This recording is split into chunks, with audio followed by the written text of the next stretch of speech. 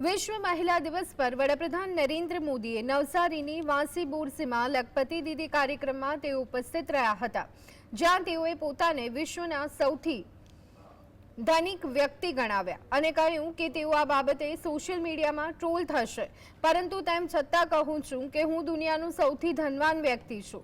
મારી જિંદગીના અકાઉન્ટમાં કરોડો માતા બહેનો અને દીકરીઓના આશીર્વાદ છે અને આ આશીર્વાદ સતત વધી રહ્યા છે. પીએમ મોદીએ કહ્યું કે મહાકુંભમાં માતા ગંગાના આશીર્વાદ મળ્યા હતા અને આજે માતૃશક્તિના આ મહાકુંભમાં તેમને બધી માતાઓ અને બહેનોના આશીર્વાદ મળ્યા છે. दुनिया का सबसे धनवान व्यक्ति हूं. मेरी जिंदगी के अकाउंट में